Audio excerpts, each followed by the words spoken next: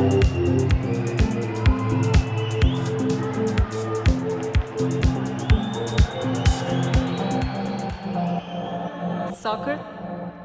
situation.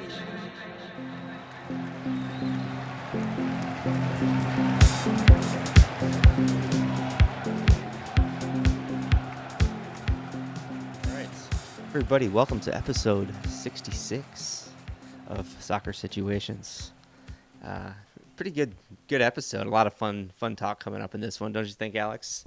Yeah, there's a lot of interesting stuff happening. Yeah, I didn't mean for it to sound like we averted a nuclear threat, but it does in the headlines here. We have averted the threat of a modernized Manchester United so far. So far. After the Merseyside derby was postponed due to a tropical storm, or something equally British like that. Yeah, all of Liverpool's rivals cut him some slack and chose not to close the gap, even if it was only, visibly closed with a game in hand. Not really one of the rivals in that race, but Tottenham fans are turning on Big Ange. He has been called Brendan Rodgers with a didgeridoo, maybe on this podcast even, but I kind of like Big Ange. We'll get into that. So far, the players are backing him, though, so we're going to have a standoff. And it looks like Pep Guardiola learned to take a joke after he got super rattled by the sacked in the morning chants. Since then, both Arne Slot and Mourinho have come at him. So we'll take a little look at that. Lots of good stuff. Yeah, folks. As always, this episode is brought to you by Littlefoot Coffee. Alex, do you want to talk about anything in particular at Littlefoot Coffee besides the hipster beanie? Alex has gone full hipster, too. We'll come back to that as well. Yeah, we can talk about that later. Yeah, I think go to littlefootcoffee.com. Check out, we got all the holiday stuff on there. We got some fun little plushies. We got like all of our holiday bags, all of our holiday bundles, mugs, hats, more hats. We're almost out of hats, so get the last few while you can. I got no use for a beanie. It's like 75 degrees here. I actually never was a beanie guy, no offense. That is a cool beanie. I commented as soon as I saw it. It's sick. It's a good beanie. Do like it. It's just never been my look. Yeah, that's fair. However, in Michigan, I know it's pretty much everyone's look. So yeah, I'm not it has surprised to be hear right now. they're selling like hotcakes. Yeah, we're down to like our last like 4 or 5, I think. Oh, nice. Yeah. You gonna do another batch? I think we're going to, yeah. Oh, you're supposed to say no so people scramble to get the last ones. And then We'll see. you announce the next We won't be batch. able to get it in before the holidays, so... I recently noticed that a lot of stupid ads I get just around the internet and socials are the new thing now is like, this item has been 5 times sold out, or this thing is 97% sold out. Like the FOMO is getting so shameless. Settle down, dude. Oh, you're not going to make any more hoodies? They're 97% sold out? Yeah, there's like a simple print hoodie that you barely designed. Yeah, exactly. Anyway, where were we on the football? Oh, I guess, when we were just working through those headlines, huh?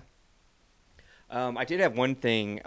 Casual corner. Let's talk about Alex's hipster evolution in the last month or two. First starts with the mustache, I think. Yeah, I think that's what did the whole thing. It's like first you get It's what came first. First you get the job, then you get the khakis, then you get the chicks. But you've gone first you get the mustache, then you get the beanie, then you get the tattoo. Yeah, reveal. You gotta do the big reveal, Alex.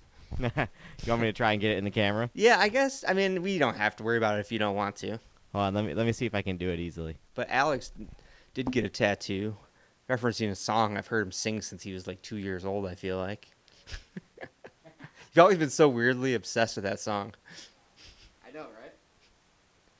There it is, folks. The pre-rect. Oh, lower. There you go. There you go, dude.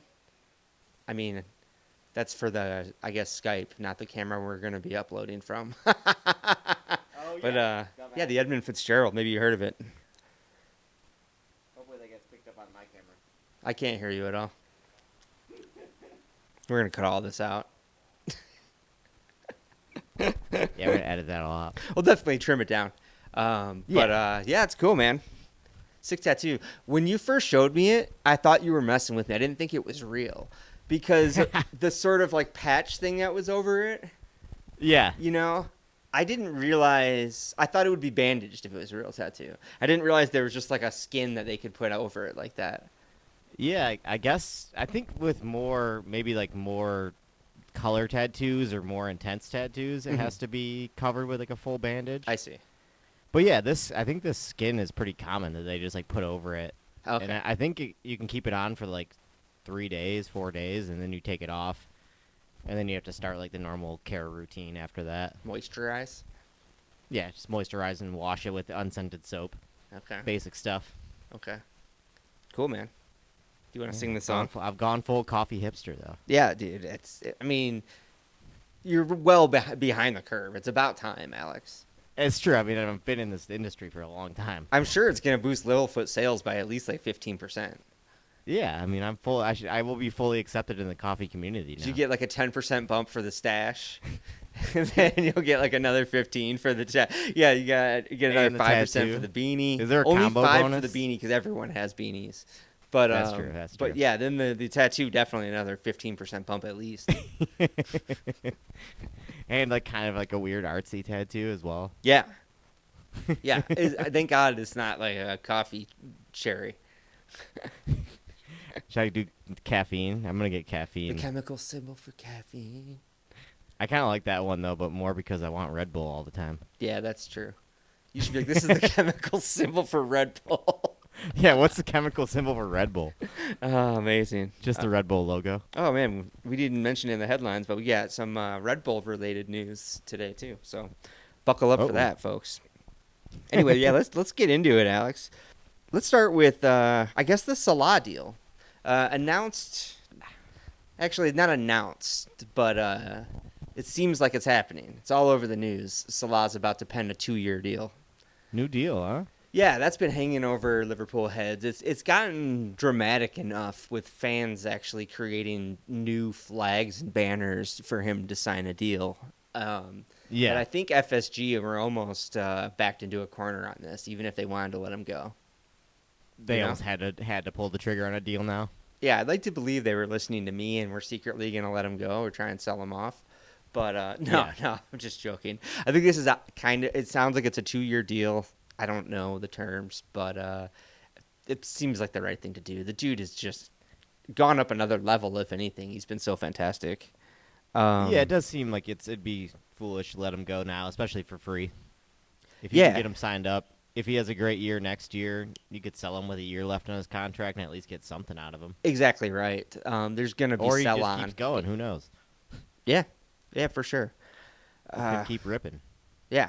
Either way, for sell-on or just to have one of the highest all-time Premier League goal scorers in your team. Either way is pretty good reason, I guess, you know? Yeah. Tough to argue with. Absolutely. Anyway, the news wasn't as positive today for Manchester United. I mean, positive for some, I suppose. I don't know if there's a split vote on this, but you might remember, I'm sure there's archival audio of the podcast of us being really worried when Manchester United finally signed a sporting director, and a notable one in Dan Ashworth, formerly of Brighton, and then Newcastle, where he did pretty solid work, acclaimed work as sporting director. Yeah, it's funny because if you rewind a year, Ratcliffe was furious about how long it was taking Newcastle to hand him over. Do you remember this? There was actually drama. He was desperate to get him in.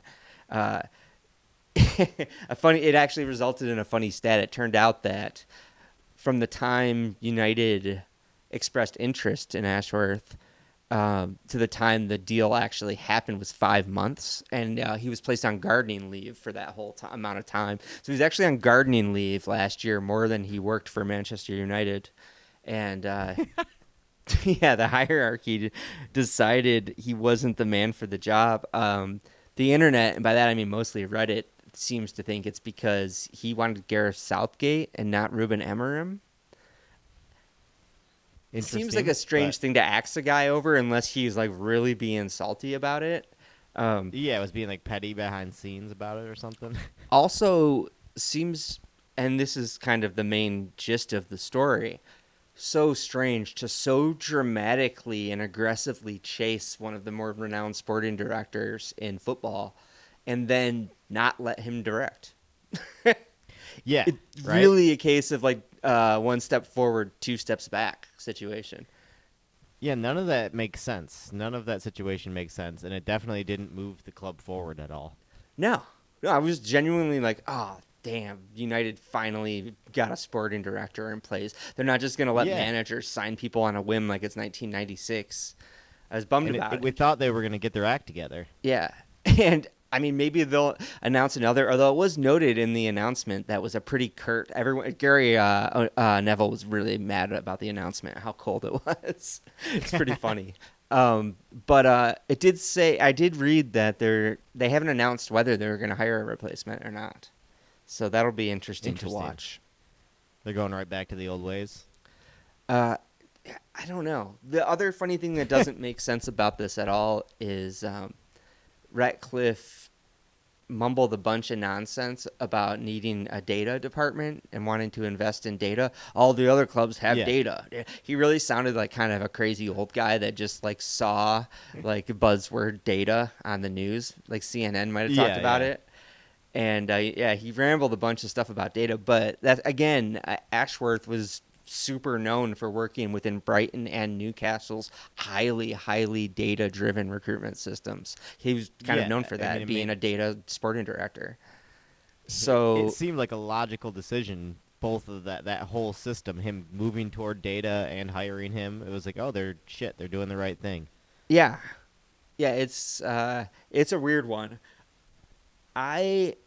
I'm actually a little surprised, but everyone seems to agree. The media has been all over it. I mean, they're all over United, to be fair, for anything. Always, yeah. They were just really mad at him, like last week, for not wearing gay coats. I mean, did you see that? I remember like that first interview when he was talking about Arteta before the game, or one of his first interviews. He was talking about Arteta and he was praising Arteta and stuff, but he was like talking about. Then he like jumped to United, and I forget what. I wish I knew his exact quote, but basically he was like, dealing with the media here at United, it's a different beast. He's like, all eyes are on us.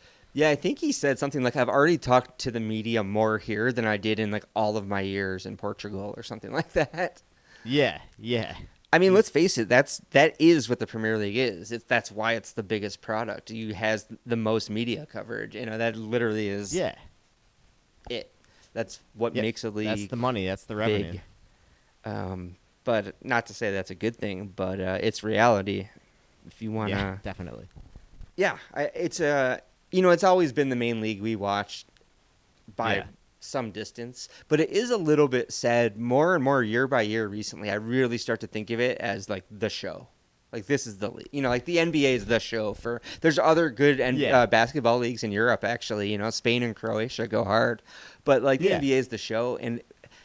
The way finances are just like funneling into the Premier League these days are insane, Yeah, it seems inevitable that it will take over. I mean, it already has kind of taken over as the dominant league. Yeah, the only like eternal holdouts will be like Real Madrid, Barcelona, and Bayern, I feel like, just because they're national institutions in their own countries. They're not going to fade away. No, they'll still stand strong. But yeah, man. The Premier League is probably an absolute shit show to work in as a manager. Yeah. I'm sure it's culture shock. Oh, definitely. Especially, coming from a small league like that, where you had some big moments with media attention, but you never really had to deal with this level. Right. Let's dive into the Manchester United match. The one that might have been the result that scapegoated Ashworth. We're talking Manchester United at home at Old Trafford 2, the old enemy, Nottingham Forest 3.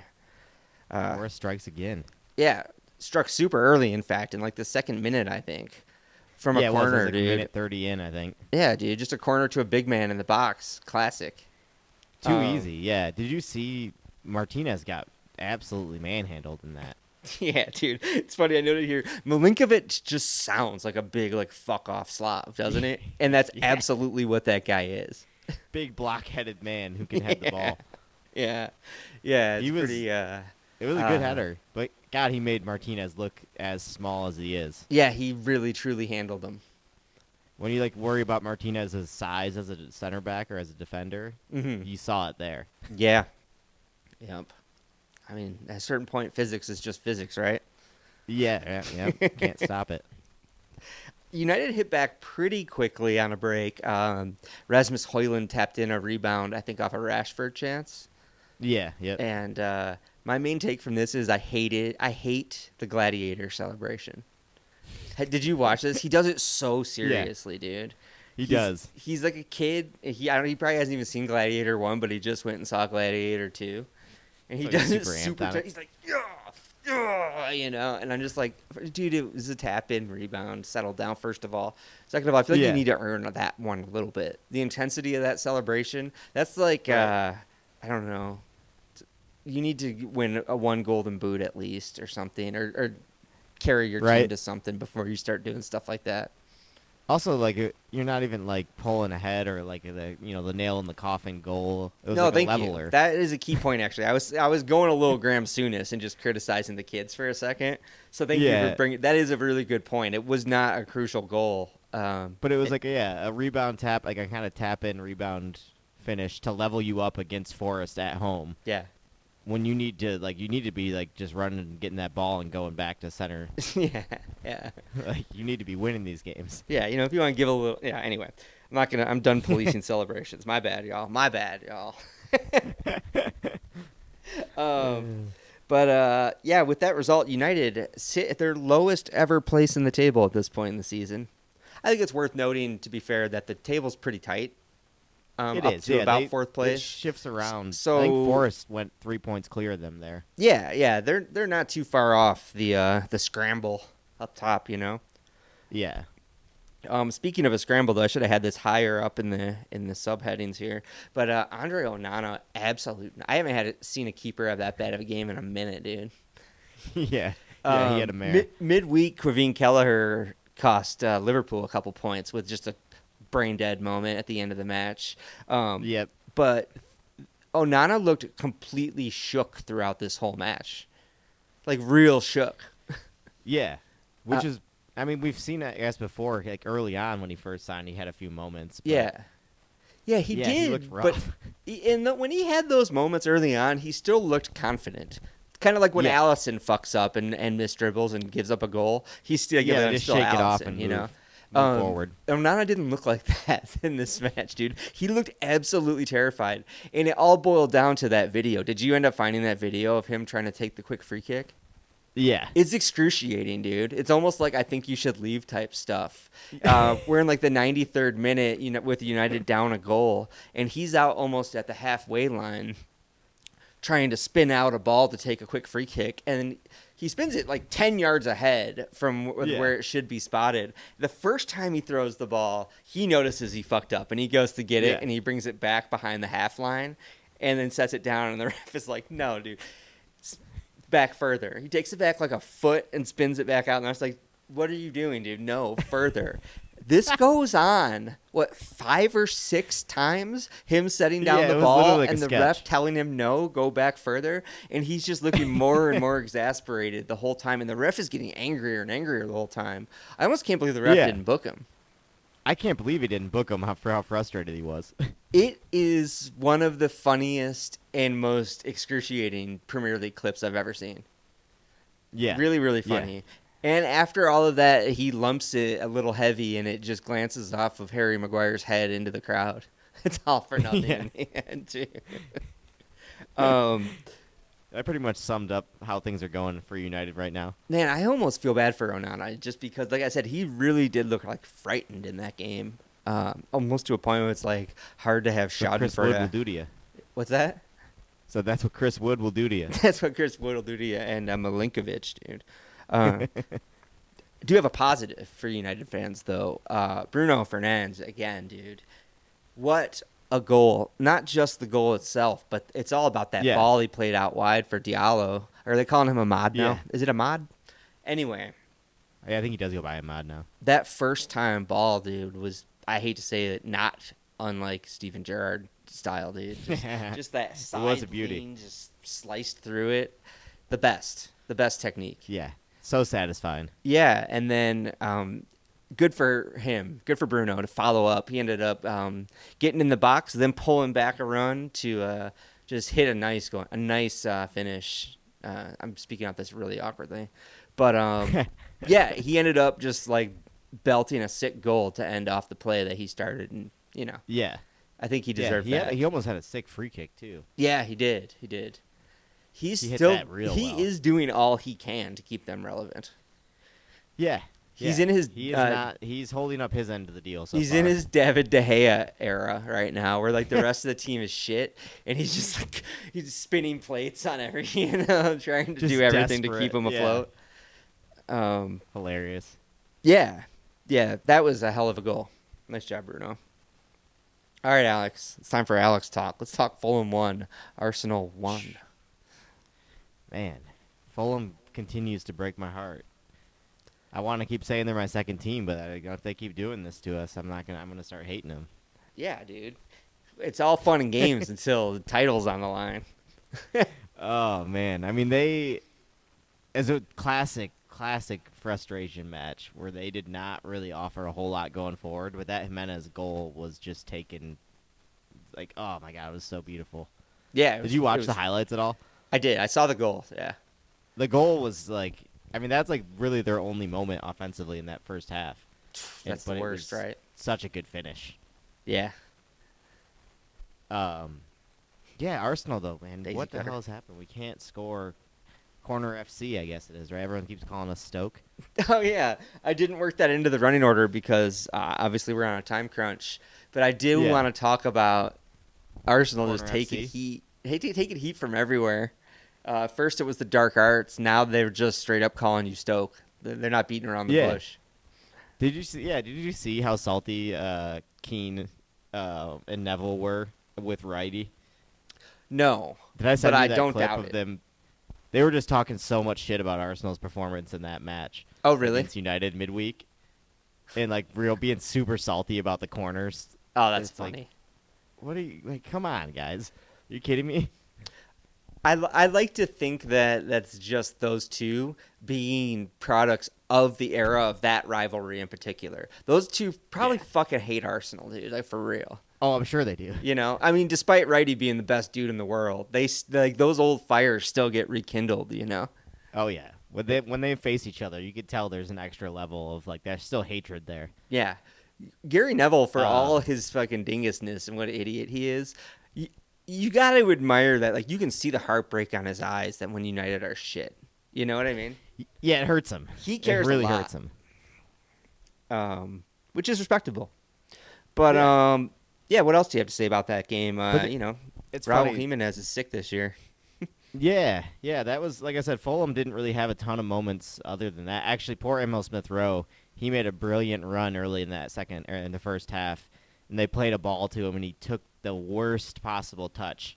Oof. He had so much space right in the middle, like probably just outside of the box, and he touched it like 5 yards back the other way. Yeah. And like had to go recover it. And Did I the was Arsenal like, oh. fans give it to him? I was like, I think, yeah, I don't know. They were seeming. I think they gave him a standing ovation. But they didn't give him a little, oh, with a bad touch. They might have. I'm sure they did. They were loud that Yeah. whole time. That's cool. But yeah, no, Arsenal. It's funny the announcers just kept going on and on. They kept bringing up the corner FC like kind of thing. They didn't say corner FC, but they kept bringing up the corners, obviously. Yeah. And like they kept saying, but Arsenal don't play it like Stoke do. It's not a direct game. There's a lot of this ticket. They get the corners in a different way. It's like, I guess that's a compliment. That's pretty funny. But yeah, I don't know. It was a pretty frustrating match. Sure. Overall, Sure. we did not have any killer punch. I think the left side of our team is a real problem. That's, yeah. Martinelli. You've been saying that for a Trossard. minute now. Yeah. Yeah, it's a bit of a problem. I've been thinking like they need to sort something out over there, and I think they're going to try to in January. Anthony Gordon.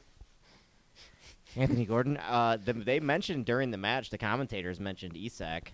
Oh, did they? We're still chasing him. So I know that was. I know that's the one you want. I was trying to twist it there. Gordon, though, I would. I mean, we know we've come around on him. You would begrudgingly start to love him by like March. Yeah, absolutely. Yeah. He is the kind of player that we need on the left side right now. Yeah. We just become far too reliant on that Odegaard-Saka connection, and they were doing everything they could today. There's like cute flicks all over the place, but Fulham was just loading that side up and making it hard. So, they're starting to figure it out. Sure. We're going to have to diversify our offense a little bit. Yeah, got to have options. Last note on Arsenal as Stoke. I did want to note Arteta's response, which I enjoyed too, where he was like, "Oh, that's great." He was basically like, they used to say we were spineless and had no defense and couldn't score from set pieces. He's like, "So that's good." He's like, "I want to be the best at everything." You know? Yeah, exactly. I was like, cool. Yeah. Oh, it's a bad thing to score from corners now? Sorry. I know, right? He did handle that pretty well. Yeah. Just as ridiculous as it all is. It's like, all right, sorry, we're scoring goals. We figured out a way to score from corners effectively. Also, I think it's so funny how relatively quickly the reputation has come on. It's just like such a small sort of sample window to redefine a team's reputation, you know? Yeah. Right? Yeah. Like 2 matches, basically, it feels like. Yeah, for sure. Yeah, Arsenal, oh, man, brutal. The worst end to the match, so we can wrap up this after this, but the worst ending to the match for Arsenal fans. The beautiful cross from Martinelli to a nice Saka finish at the back post, waved off because Martinelli didn't hold the line. Ooh, heartbreaking. I saw that in the live text. I was like, ooh, that hurts for Alex. That hurt bad. I went from being in a real good mood to being real frustrated again, all in like a 2-second span. Yeah, that's what football do to you. Damn. But it's funny. I have a good segue into. I think, are we moving on to Chelsea next? Yeah. I was watching a video after the Arsenal match on Instagram of an Arsenal fan and a City fan talking about Cole Palmer versus Bukayo Saka. Okay. In this City fan going on and on about how Bukayo Saka is not on Cole Palmer's level, and that Cole Palmer is on the next level, and that if he played in a big team, he would win the Ballon d'Or. Oh man, that's funny. And all this shit, and then I was like, man, fuck this shit. Bukayo's the best. Get out of here with this. And then Arsenal blow it, and then Chelsea go, and Cole Palmer has himself a game. Alex, yeah, I don't know what to say to you, dude. But I mean, Cole Palmer is obviously he's undeniable, I guess now. But yeah, he has not really contributed to Chelsea even close to the scale that Saka has contributed to Arsenal over the past few years yet. Yeah, definitely and not. The kids are just obsessed with Cole Palmer right now, I feel like. I feel like he is the hot footballer amongst his young... publicist has like really sick like TikTok game or something because he must. The kids love him, dude. It's true. I mean, I get it, but also I don't because he's not doesn't look that cool. No, he looks like a total dork, even when he does nerd. fashion spreads. Like I actually have seen. I think he's done shoots for GQ. Like, or even like a Louis Vuitton campaign or something. I've seen him in high fashion, and I'm like, he still looks like a complete dork, dude. But who am I to say? Dork. He's ripping. I'm the most 44-year-old man in the world. Let's talk about Tottenham letting us down once again. Always. Tottenham 3, Chelsea 4. God damn it, Spurs. You race out to a 2-goal lead inside of like 10 minutes. Dude, I watched the highlights again earlier. They should have had like 3 or 4 in that opening 15 minutes. That's very upsetting. So many chances. Yeah, but man, that team is just a roller coaster right now. It's almost Redknapp-esque, you could say. Yeah. You know? Uh-oh. We're going back to... Big Ange's getting ripped now.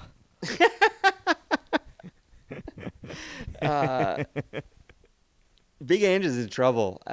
We can. He is. talk a little bit about that. I mean, we don't need to talk about that game a ton, I guess. Yeah. Huge result for Chelsea. Did Chelsea have gone clear of Arsenal now? They have. That took them clear of us. Yeah, because 2 we were points level clear? on points. So, yeah, they're 2 points ahead of us now. Chelsea, man, not going away. No, I mean, we Only talked getting about better, it a bit. honestly. Yeah. We talked about it a bit. Like, are they really title contenders? Are they in the mix? And it's like, yeah, they clearly are. No, yeah, it's undeniable. I'm worried. That's Yeah. why I was pretty stoked to see that Tottenham lead early in that match. But Tottenham fans, not stoked. In the midweek match, Big Ange actually got into it with some fans. Did you see that? I know. I saw that.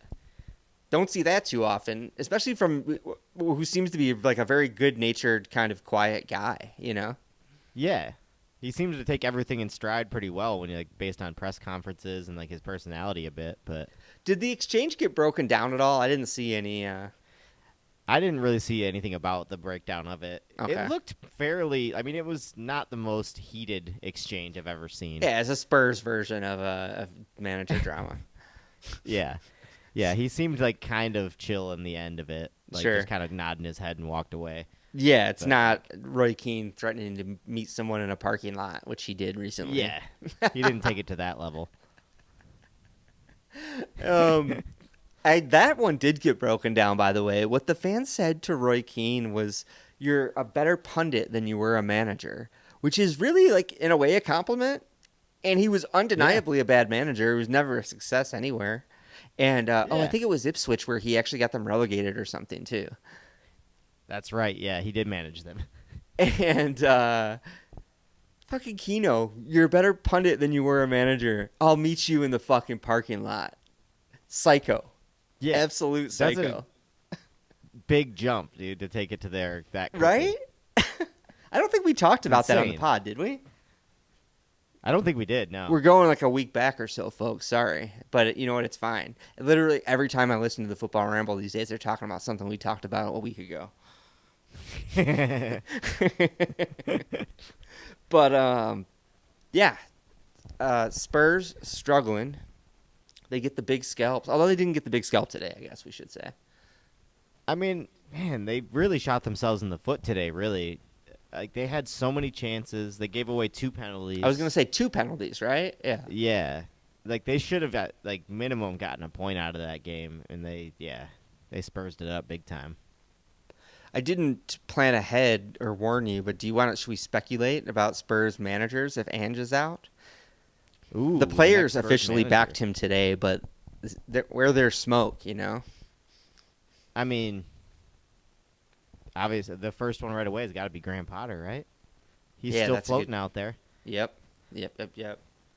He seems like he's the one mystery to me where I'm like, what is he doing out there? Where is he going to go to work again? He fucked up so bad taking that Chelsea job with the situation they were in that he's like, I really got to stop and think about the next one. Yeah. He can't make a decision now. He's got PTSD. For sure, dude. From trying to manage a 40-man locker room. Who else is out there though? Who else could we see? Is there like another hot European manager, young manager? Well, out I was there? going to say, Southgate was heavily linked with United. Supposedly, that's what got Dan Ashworth out the job today. Southgate at Spurs? I mean, Southgate is kind of Spursy, isn't he? That would be the ultimate Spursy signing for sure. I mean, that's even funnier than him going to United, I feel like. I think so. He honestly, dude, I think that's a really good fit, and I hope it happens. That would be amazing. I feel like Daniel Levy, it takes a lot for him to let a manager go, so this speculation might be premature anyway, right? Yeah, Although I think he it's got still pretty rid of early for that. Mourinho pretty promptly, but that's Jose. Jose also kind of makes it easy to get rid of him sometimes. Yeah. Half the time you're pretty sure he wants out, and he just wants to. Yeah, I think Big Ange is going to be a little more chill about it. Yeah, I think so. I mean, he's not going to have any bigger offers on the table right now, that's for sure. No. Back to Scotland, probably. Yeah, unfortunately for him. Or, there might be some more manager jobs opening up, I feel like, soon. We're getting to that He might point be in able the to year. get When the holiday Premier League fixtures job roll in somewhere. and those gaps in the table that we mentioned, I feel like last week, start widening Yeah. a little bit, especially down at the bottom of the table, owners start freaking out and just letting managers fly. It's true, right? Yeah, it's pretty wild stuff. Yeah, there could be some opportunities if somebody does lose a job to pick up another one pretty quickly. Right? Sorry, I'm just checking time here. Cool. Did you watch the MLS Cup final? I did not watch the MLS Cup final. Did you watch the match? I watched some of the match live. I didn't watch the full 90, but then I went back and watched extended highlights as well. And Nice. I gotta say, LA's pretty good, actually. Galaxy? Really? Planned next season special episode to choose between LA Galaxy and LAFC. Boy, tell you what, Galaxy just got a big step ahead. They're doing some off-season cheating. They're tapping me up. They put on a show. Well, not only reigning champs now, but honestly, their first goal in this match was one of the best MLS goals I think I've seen. Just classic, actual, real passing in the build-up from out back, from deep, and then a really precise cutting through ball, a nice run-on goal, and a clinical finish. It's like real stuff, man. That sounded so condescending, but I know nothing about their team right now, but I did see one of their right winger or their left winger. Arsenal were like randomly linked with him on like some random Arsenal accounts on the internet. And I was like, that would be a very random move. Like signing an MLS player, that would be something I would not see coming. Yeah, that would be a surprise. But no, if you find the maybe they time, got some go talent. watch those extended highlights. There's some surprisingly good play in there. Yeah, I'll check that out. I'll definitely watch him. I should have watched him before this. It's I so forgot it throwback. happened. It's Galaxy versus New York Red Bull. Yeah, that is the classic. The two big boys, the old school big boys. Yeah. Yeah, I actually enjoyed it after. I was like, look at that. I need to put some respect that. on Nice little MLS football name, I match. guess. I feel like that's been a recurring theme lately. I try. All right, Alex, what else you got? We're getting down to the end here. Oh, you know what's a funny one funny moment I forgot to bring up during the Chelsea match that I saw. Did you see the celebrations in Enzo's goal? No. He went to go rip his kid off, and all the players ran up behind him, were yanking it back down. They kept pulling it. He kept trying to get it off, and they kept pulling it back down. Was he like already so on, funny. on a Finally, yellow he being gave an up. idiot, and his teammates are trying to save him? Yeah, basically, yeah. It was it was so funny. Oh, that's very funny. It also made me laugh too because then when it panned around, I didn't realize he was also wearing the armband at the time as well. Funny stuff. Alex, that sounds like good team camaraderie at Chelsea, man. I know. Signs are getting worse. Things aren't day by going day. great over there for me personally. Things aren't looking great. Man, it's crazy because Maresca looks so much like Guardiola, dude. It's just going to be like he's slotted right in. Like, is he like, we're not going to be sure it's not the same team. Did something, this seems different. If we leave this era of City, if City like crumbles and falls away and we just get another era of Chelsea, I'll be so mad. How? That is like some monkey's paw curse type of shit, Deal with the devil, like, oh, sure, you can have blah, blah, blah, but it's going to cost you. Yeah, but here comes Chelsea again. Yeah, that would be brutal. The original money team. I know, right? It is hilarious because I've seen so many Chelsea fans being smug about City's financial downfall. But oh, yeah. They invented that game. I was going to say how quickly they forget, but most of them are probably new fans anyway. Circling back to City real quick, we mentioned Guardiola learning to take a joke. That was in reference to some actually pretty top-tier managerial love triangle banter. At first, I think it started with Arne Slot, right? Arne Slot was asked about Mo Salah saying he played his last Anfield game against City. And Arne was like, I don't know. Maybe Mo knows something else about the 115 charges. Maybe City won't be here next year. Slot just out of left field, and clarified that it was a joke. But when a reporter brought that up to Guardiola in classic, I'm a cool guy, but I'm actually not at all. He's like, he's a joke. Yeah. He said it's a joke. It was a joke. And then elsewhere, Guardiola being compared to Jose Mourinho for counting off his 6 titles, And I think Guardiola started this one, right? When he was compared to Mourinho, and Guardiola was like, but I have 6, he only had 3. And did he really think Mourinho was going to let that lie? Of course, shouting all the way from Turkey, Mourinho was like, but I got my 3 clean and clear. At least I didn't get him with 150. He said 150 charges. Came back with Guardiola. And then once again, press came at Guardiola with that response, and he was just like, it was a joke. It was a joke. Just getting the most intense face of all time. All of that is complete nonsense, but you have to love 3 high-profile managers just having this super petty, triangle of shit talking. Oh, it's hilarious. Right?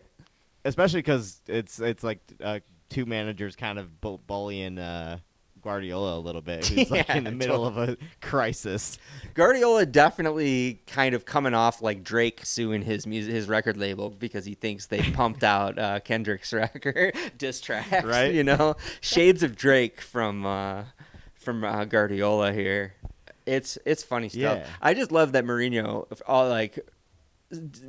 is so in the past of the Premier League, He hasn't been relevant in a decade, but he just cannot help. But when something like this sparks up, dude, he's got to get in there. He pops up out of nowhere, and he's like, hey, don't forget about me. I'm the best at this. I'm still the best at this. Yeah, funny stuff. Guardiola still definitely losing the plot. More and more every day. He is losing it. I mean, it's getting funnier and funnier. That's the only joy I have right now in the league. With the bro, struggles. I didn't even have it in the running order. Crystal Palace, too. We too. didn't even talk about City's results. Well, City's falling down the table, dude. I'm just like, is it a relevant match? Palace drew 2-2 with somebody?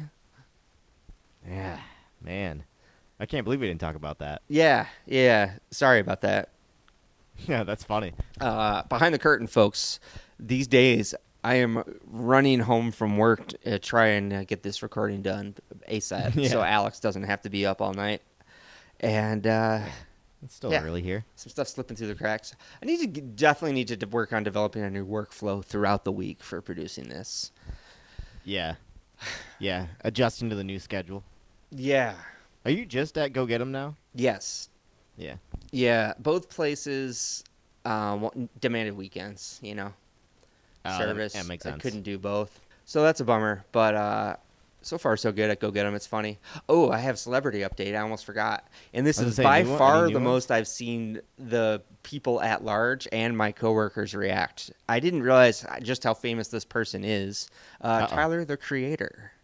Recently, I told you his new album's fire, and I did not recognize him when he walked in. My coworker had to tell me who it was. I mean, he is obviously an insanely stylish person with one of the most beautiful women I've ever seen who is dressed exactly like him. They were corresponding outfits. Beautiful. And I was like, oh, was that someone I should... Tyler, the Creator. I was like, oh, I know who that is, I promise. I literally just said his album was awesome. Yeah, I was just talking about how his new record is fire. But yeah, dude, people freaked out about him. People were coming in afterward and was like, oh my God, I just saw Tyler, the Creator. And yeah, I didn't realize he had that kind of aura. I didn't either. I mean, you told me Owen Wilson was in there. I'd be more freaked out about Owen Wilson than... Dude, I guess that just shows our age, dude. I would have thought Jennifer Garner was more famous, too. Yeah, right? Damn. No, it makes sense because not only is Tyler, hot now, but he is incredibly stylish, like I said. He looked like a straight-up celebrity once it was pointed out to me. Yeah. Oh, yeah, that's obvious. I was like, oh, yeah, this dude is actually a mover and shaker of the moment in both fashion and music, and TV, right? I think he does everything. He does everything, yeah. And I mean, I guess, that does make sense when you put it like that and you realize how in the moment he is right now. For sure. Owen Wilson's not really having his moment right now, Yeah. He's had some moments of his career, but he's not in the zeitgeist right now. No, definitely not. No. Anyway, that was fun. Nice. I think that's my first celebrity since I last spoke to you. I was saying I went dry after my first brag. But friend of the pod celebrity, Beth Stelling, actually said she pops in every now and then. Her dentist is across the street. Ooh. That's funny. Dentist is across the street. That's hilarious. Hilarious. I was just saying that felt like a very Beth thing to say to like make it, even just the way it was delivered. Yeah. Like, just something kind of silly and goofy like that, like her dentist, like making a point out of her dentist being there. Yeah. Instead It of is. just being like, pop in there every once in a while. No, you're absolutely right.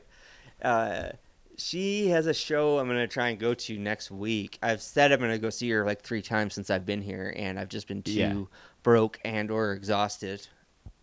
But Yeah.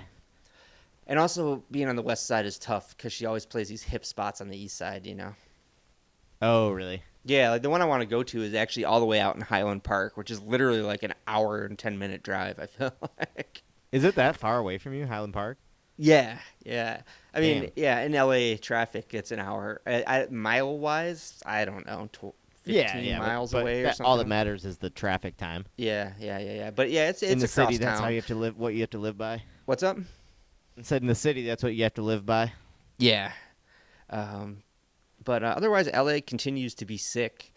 I sent you that post-apocalyptic fog footage. That just happens Yeah, that was randomly awesome. out of nowhere every now and then. It was just like shrouded in the densest fog of all time. It's amazing. They literally looked like end of times photos, like black and white end of times photos. It was cool. And it looks like that in real life too. It looks so insane. It looks like a Silent Hill movie or some shit. That's awesome. That's very San Francisco-esque. I remember the first time I experienced that out there. It was like, holy shit, this is real. This is actually how it is out here. Well, yeah, I've never even been to San Francisco, but I just think of the classic Eddie Izzard bit about the fog. He opens Dressed to Kill talking about the fog, you know? Yeah, exactly. That's my only knowledge of it, but I've witnessed it firsthand now here in Santa Monica. Yeah, that shit's real. It's crazy. It's a weird experience. You go from like insane fog and like gloominess to like perfect sunshine and perfect weather. Yeah, for sure. And like the other day, I don't think it always, but even when the insane fog is there, the sun is still like burning through it, so it's all glows in a weird way too. You know? Yeah, that's crazy. It's not just fog; it's like light diffusion fog. It's crazy, man. Yeah. Weird. This is just a super melodramatic town. What can I say? Yep. I'm still super into it. That's 2 awesome. weeks Yeah, in, or that's great. however long it's been. No, it's funny. I can't remember who I was talking to. It might have been it was Mom or somebody. But we were talking. And she's like, "I wonder how he's doing out there." And I'm like, "I think he's doing just fine out there. I think he's pretty happy." I was like, even if he is getting by, like I'm sure he can like scrape by and get some street tacos and like get something here and there. I'm sure he's enjoying himself. You know, I know Yeah, you're I've been working your eating ass pretty off, but- meagerly. Maybe once a week, splurging on something like that. But yeah, no, it's fine, dude. It's totally fine. I knew it was going to be a tight few months when I got here. And, Right. yeah, it's all worth it. Right, for sure. Trying to think if I have anything else to talk about. I feel like I'm missing football stuff. This is a pretty frantic episode. But, Right. What? Yeah. I haven't even had time to look at the holiday schedule coming up. All the matches. We're heading into the busy season. Yeah, that's true. We have Champions League this week, so I know there's no midweek Premier League. Okay, Champions League's going on, huh? Yep. Liverpool already through to the knockout rounds. No big deal. Damn, you guys are like the Detroit Lions. Can I just say, this is more than any city, a city of transplants, 1,000%. And on Sundays, football people come in with their football gear on, and it's the most random scatter shot of like every different football team in America. And That's I've hilarious. never wanted more to have Lions gear, to just strut around all of them, even though I've like vocally gotta hated get the NFL my whole life. Got to get you some Lions gear out there, man. This is our finally our time to be on top. I do need to get on this bandwagon, and I do feel like this is my Lions team personally, just through the personality of the coach and the silly ass shit they do. It's the best, dude. The pettiness of the way he calls plays. Exactly. It's pissing off the rest of the league so much. It's hilarious. Yeah. It's not, mine in the sense that it's like personal to me, but mine in the sense that it was like, oh, this is a team I can actually be entertained by. Yeah, they're so entertaining, man. They're fucking awesome. Yeah. And then Dan Campbell just gives awesome, epic speeches all the time. Yeah. Gets Dan himself Campbell's so super worked cool. up, he's crying. You love that. You know I love that. It's great stuff, dude. It's great stuff. Man. All right, Alex, let's wrap Yeah, it up, I think. All right. right? Unless you got anything else. Were you going to say something? No, I was just gonna laugh at the Packers coach because he always looks like he's crying. Oh, the And he was Packers bitching coach up a always storm looks like he's about a crying? bunch of stuff. We're playing divorced guys. Playing divorced guys. Folks, There's a couple guys on that team over there. Marriage is in the toilet. Oh, it's iconic. Classic stuff. Oh man, we need a Goon Shorzy crossover. I would just, it's funny, right? As you said that, it was clicking in my head. I was like, holy shit, how do we not have a Goon Shorzy crossover yet? It would be it'd be like the Marvel Cinematic Universe of minor league Canadian hockey. I think we need to start like a social media campaign blasting Jared Kiso with that. Yeah, I think that has to happen. Yeah, that'd be unbelievable. I'm sure they have to be fans of each other. Dude, you just structure it like a Rocky movie, but both of them training on either side. Definitely those two coming to the final in the end, like the Karate Kid. Yep. The team from Goon versus, oh my God, the Bulldog. I would love it. I don't know what the team from Goon is called. Do you remember? The Highlanders, I think.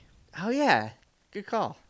Yeah. He's got the little official Highlander dog. Yeah, it's official. It's not weird. It's official. All right. With all that hockey talk, we're going to wrap up episode 66. I had some kind of joke about Order 66, about Liverpool eliminating their rivals. You all dropped points this week. Yeah, you guys just sat back and had a nice weekend off while Took we the all weekend fumbled. off, which it has. I guess we should have talked about this during the pod, actually. But it was pointed out all of our injuries. McAllister was suspended. Obviously, Konate is injured. Allison will be back. Jota will be back. Also, you're letting Everton cool down after their 4-0 victory. That's true. Can't let them get any momentum. And yeah, you gotta slow. It's like calling timeout before the kicker kicks the field goal. You gotta try and ice him. Yeah, the postponement. Obviously, I was mad about it because it was the early kickoff. I was actually going to be able to watch it before I went to work, or at least most of it. Right. But hopefully, I do get around to being able to watch that when it's eventually rescheduled. It's the last derby at Goodison. Yeah, that's true. That's a big one. Yeah. Those motherfuckers. Everton fans are And gonna actually, be the amped. record is a perfect tie, I think, between Liverpool and Everton at Goodison. So whoever wins this last one truly is like all-time fucking bragging rights.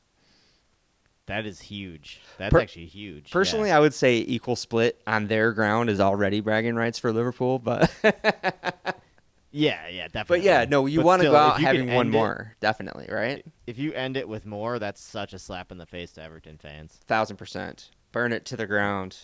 And with that, truly, this is the end of episode 66. Thank you for listening. We'll be back. I'm going to have a mini-sode for y'all on Thursday this week. We'll Champions League minisode. Yeah. My schedule is crazy. Although, Alex, actually, this is more for you. I'm off next Sunday, so we'll be able to record at a more convenient time for you. Oh, sweet. Yeah. So, folks, look ahead to a mini-sode on Thursday, and then Alex and I will be back full-time to talk nonsense next Monday. All right. Thanks, y'all. Have a good whatever time it is. Bye. Later, y'all. Soccer situation.